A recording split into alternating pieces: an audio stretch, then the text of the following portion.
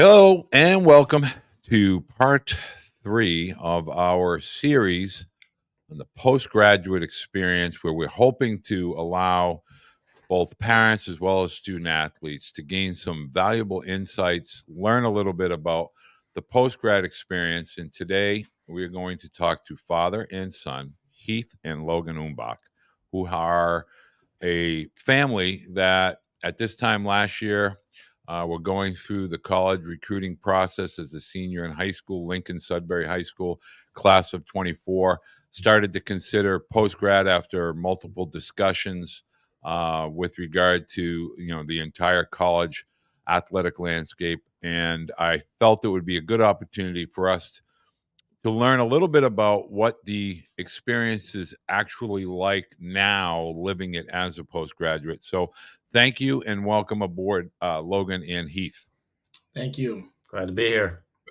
Very, very welcome. And Heath, I'd like to start with you as a parent. When you began this process, albeit a couple years ago, we began to talk about the various options, with the emphasis being on a balance between athletics and academics. But talk a little bit about maybe Logan's junior year entering into his senior year, and where you were as a family, and how the thought of a postgraduate experience first entered your decision process. Yeah, so quite simply, the way it entered our thought process is, honestly, you brought it up. You said very simply, "Where are you with regard to postgraduate education?" And I said, "We're nowhere because we don't know anything about it. So tell us," and emphasize that we're open to learning more. I had always thought of postgrad as a hockey thing. I'm from the South and had never heard of it until I came up here. And then when Logan started looking into it, my mom actually reminded me that there were postgrads back in my dad's day in high school, not just in hockey. Right. For us, it's always been about fit and stability. And if that was the path that provided the greatest fit and preparation for Logan, I was going to be 110%. My wife and I, were going to be 110% behind it. He was always looking at schools um, to have an experience not unlike mine, which was trading athletics for academics. And that was certainly going to help with regard to that path. So, for all those reasons, the more we dug into it with you and on our own, I think the more it became an attractive opportunity for us. And Logan, if you can remember back to when we initially began to have that dialogue, talk a little bit about what you thought your postgraduate experience would be like, whether it was, I have to repeat my 12th grade year or anything along those lines, to what the actual reality is now that you're actually living it this fall at Phillips Andover. Yeah, I originally didn't really put much thought into the year itself. I didn't know what to expect really. I knew it was going to be different, given it's a boarding school and it's a private school, and I'm used to 4 years of public school. But I was very happily surprised to find out that it's different. So it's nice that I'm not doing the same thing over again. But it's also awesome. Like the kids are different. Obviously, going to Andover, everyone has a different mentality. Like they're in it. They're in there to get better and in every aspect they can. And not only do they have the right mindset, like academically, like socially, everyone's super outgoing and accepting, and it's really easy to find your own group there. And Heath, when you and Debbie, your wife, began to kind of associate yourself, initiate, and get engaged in the Phillips Andover community now during Logan's fall season. Can you explain kind of how you feel as a parent with regard to, meeting the faculty, meeting some of the other students, the coaches, et cetera, and what you feel it brings to the table for Logan, not only today, but in his future? Yeah, I mean, we were fortunate in that the faculty at our public school is quite strong and engaging, but I mean, it's kind of another level up from that. Their availability, I mean, 90, this blew my mind, but 90% of the faculty at Phillips Academy live on campus or nearby and are full-time campus advisors outside of their day job in the classroom, whether it be on the athletic field or in the dorm rooms. So the access, and more importantly, the active encouragement to seek out interaction, help. I mean, we were just there for family weekend this weekend, and one professor put it interestingly to me. She said that we're around these kids not 24/7, but more than just during the school day. We see them in the cafeteria 3 meals a day. We see them on the athletic fields. We want to bump into them and they us. Whereas in public school, or even some private schools, when you encounter your teacher in the line at lunch, it's oftentimes they don't want to talk to you. You don't want to talk to them, kind of thing, right? That is not the case at Andover, and I'm sure at other similar schools. It is very much a community where they encourage people to seek out one another, whether it's peer to peer or peer to advisor. And let's face it, they have demonstrated years of doing just this, which is bringing in kids from all around the country and even the world, but also a postgraduate process. They understand how to quickly, within a matter of weeks, immerse these postgraduates into the system so that they can catch up and know how to avail themselves of all these resources. So they're really good at it. Logan, I would love for you to, when you're at your school, Lincoln Sudbury, in most cases, you've grown up together with your classmates and your other students, underclassmen, et cetera.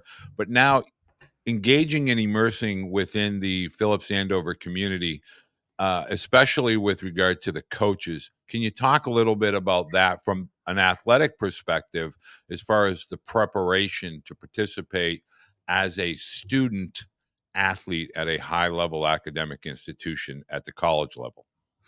Yeah, I mean, like I said, everyone has the mentality that they want to do the best they can, not just athletically, but also academically. And it also helps that our coaches have set up. We have study halls Tuesdays and Thursdays, and that's specifically for new football players. But everyone else comes because they have homework too. They want to do it with the guys. So that's awesome. And then, I mean, everyone's at the library after school each day. Like it's you're kind of an outcast if you don't do work versus public school. It's different mentalities, but like you're expected to do the work, and people at the school want to do the work. It's hard to kind of ignore it.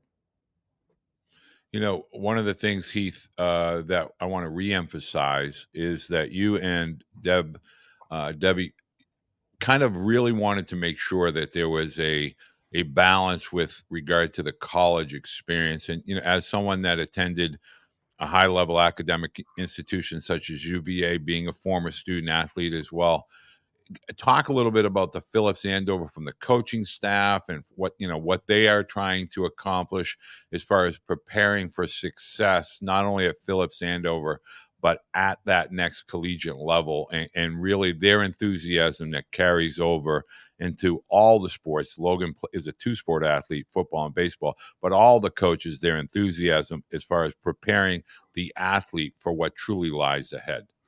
Yeah, I think one of the most gratifying and helpful things from our perspective is when it comes time next August for us to drop him off at Bates. Um, Logan is a mature kid anyway, but we will pull away with even more confidence that he is ready to go, whether it's athletically because he's had another year of development under an excellent coaching staff at Phillips Andover with demonstrated history, or certainly academically. He's just going to be ready to take whatever comes at him. And as a student athlete at the next level, it's going to be a lot. And I think the coaches, all of whom are also teachers, and like I said, also many of whom are dorm parents or live on campus, they really prepare you for the 360 experience. They really set you up for the next step, because that's what the school is for, to prepare you. And so I think it'll be a peace of mind for us knowing that there won't be any time wasted figuring out how to find things on your own. He will have already climbed that hill, so to speak, or encountered those challenges before he sets foot on campus in college. Logan, when you took your visits, you visited several of the various postgraduate schools, among them Deerfield Academy out in Deerfield, Mass, as well as Phillips Andover. Can you talk a little bit about the facilities and the amenities and what your thoughts were when you visited, particularly those two schools, in light of the fact that you're trying to get to that next level as an athlete? Talk a little bit about the things that are available to you within the postgraduate experience. Yeah, both schools, I mean, were top end facilities. Like at Andover, there's nothing they don't have.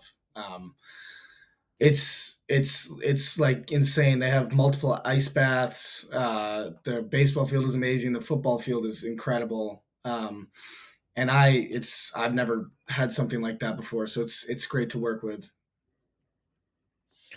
Heath, can you talk, a little bit when I try to get parents and athletes to understand, and you touched on it a little bit, but the faculty and the student body kind of has a global vibe. Unlike your local high school or your local community regional school, when you're talking about the postgraduate experience, it truly is a reflective kind of situation with regard to the campus community, as far as being a global network within the school. Mhm. Yeah, I mean, all of the colleges and programs that Logan was targeting are, I would say, more global and diverse than I wouldn't hazard to guess most schools, but they're on the upper end of diversity and global reach. And so going through that at Phillips Academy, again, it's just getting that year of experiencing all the different cultures, all the different people, learning how to be a part of that community, contribute to that community, and take from that community, that he will already have that experience when going into Bates, which is, again, I would say equally as diverse and global in its reach and its environment. So it's great to get that exposure now. So I know we haven't played baseball yet, and we're kind of in our football season. But Logan, if you can talk to the level of competition week in and week out, obviously you're talking about football. I do know that you, being from the general geographical area, are aware of the teams from a baseball perspective. But just talk a little bit about the step up, for lack of a better term, with regard to the quality or the caliber of play. Yeah, the knapsack is the best New England league you can find in the high school level. I mean, the first hit that I took this football season, it's kind of a wake up call. It's not public school anymore. Every single guy is out there to beat you up, and they've got the stature to do it. So definitely football. I've learned that they have the best talent out there in New England, and then baseball. I mean, you can see all over online and whatnot, like the commitments, the velocities that you see. I haven't seen it yet, but I know my teammates are super talented, and I'm sure it's like that across the league. One of the things that I try to tell parents, and I really hope that I know that you can articulate this well, is that college baseball, Heath, as a parent, you have this perception. I know that you do not, but most parents have this perception that there's kind of this natural progression from high school to college athletics. And what they miss is there's a quantum leap from high school athletics into that college Yeah. competitive maturity. It's a physical, as Logan just alluded to, there's a physical maturation that takes place as well as a mental maturation. But college athletics is truly a challenge for the conventional high school graduate. Can you talk a little bit about maybe this post-grad year, truly preparing for that mental and that physical kind of competitive environment that awaits Logan at the college level? Yeah, I think there's several things. So the quality of the schedule, as Logan alluded to, there are really not going to be any days off or games off, and he's going to have weekly double headers, something that you just don't get in a typical high school season. So even something as seemingly simple as learning how to sit through game one but be ready for game two, or play in both games on a given day, that'll be a new experience, right? Playing a team on a Wednesday and a doubleheader on a Saturday, both of which are going to be legit opponents that are coming at you. And if you look at every roster, as Logan mentioned, they've got the same number of commits as you do. There's just not going to be as many holes in the lineup. And I think perhaps most importantly, and I'm assuming this isn't unique to Andover, but Logan is going to have a coach at Andover who is going to expect a a routine, a process, and a daily expectation that he's going to see at any college he goes to. So just being able to get in that mindset and experience those daily expectations again goes back to the more you can minimize the newness of the college experience, whether it's the quality of component of opponent and opposition, the rigidity or the routinization of the practicing and playing, all that stuff. The more you can expose yourself to it before college, the less of a jump step that becomes. Even though we know it is the biggest jump that you have, whether it's little league to high school, then high school to college, it's the high school to college where that comes. So we're just trying to minimize all that. So, Logan, you had alluded to this a little bit in reference to the football, and I know after speaking with your baseball teammates, your upcoming season is literally this particular conference, but really throughout New England or the North Atlantic, Mid Atlantic regions, postgraduate or boarding school baseball is literally filled with elite pitchers, hitters, athletes that are going to very high level programs such as the Patriot League, the NESCAT, Ivy Leagues, also several of the P4 schools. Talk a little bit about your interactions with your teammates now at Phillips Andover and the kind of the competition you'll be facing. It is littered from top to bottom with athletes that are all going to play at a very competitive level. Yeah, I have multiple teammates at Andover going on to P4 schools, and then I'm sure, some more that will be committing to strong academic Ivy, Patriot League, NESCAC schools, and some younger guys that will eventually make it there. And I in the limited time that I've been able to see them play, they're amazing and very talented. And from what I've heard about last year and the year before that, the competition is no different. It's a tough league, and there's no real upstander like team other than Andover and Dexter and Deerfield won it last year. So teams like that, there's the big dogs, but the bottom of the league is not the bottom of the league. The bottom of the league is strong too. So I mean, up and down, there's talent every school you look at. So I'm gonna last question here, and kind of for both of you, but I know Heath, you'll probably take this and run. If you could give any piece of advice to families, this whole current landscape with regard to college athletics is, we're in our uncharted territory. It's really chaotic. A lot of parents feel overwhelmed. But if you could offer one piece of advice with regard to considering or the consideration of a potential postgraduate year based on what you initially thought and then what you were kind of educated to be, and now as a parent living it, what advice would you give to parents that are just beginning to understand, kind of undertake the process themselves? I mean, probably the simplest thing to say is just to be open to the opportunity and to think about the long game. You've said it many times, and it's 100% true. And this applies to someone who is not playing a sport in college.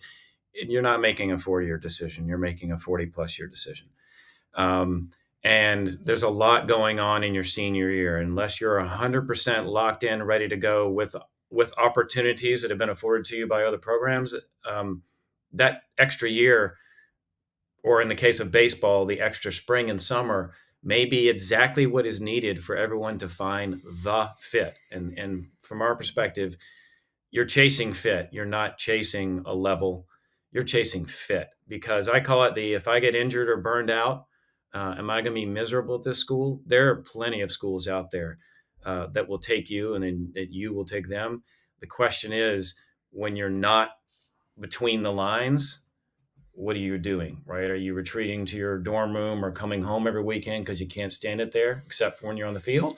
Or are you doing what all the rest of your cohort is doing and enjoying the school and the classmate, the classroom, et cetera? So, And ultimately, it's the athlete making the decision. And I feel like you just got to go with your heart. I wish there was a better way to say it, but I mean, people aren't going to understand. Your friends aren't going to understand, but you know deep down what's best for you. And if I wasn't sure if the postgraduate route was the best for me, and I'm very glad I took that choice, because I know I wouldn't have felt fulfilled if I had gone to a different school and hadn't taken this extra year. And now I'm happy with where I am now. So you really just have to try and look into the future, try and put yourself in those shoes a year later, and just go with the best fit, go with your heart, whatever your gut's saying. yeah, I think having great clarity primarily for the student athlete about why you're looking at PG is critical. It can't be that the parents want you to do it. It can't be that a coach wants you to do it. It needs to be that, yes, I understand the purpose of this. I own the prize, and I'm convicted about it because this is a year, a very, very fast year, but it's a year of my life that's going to contribute meaningfully to the next step. And so I think that's critical.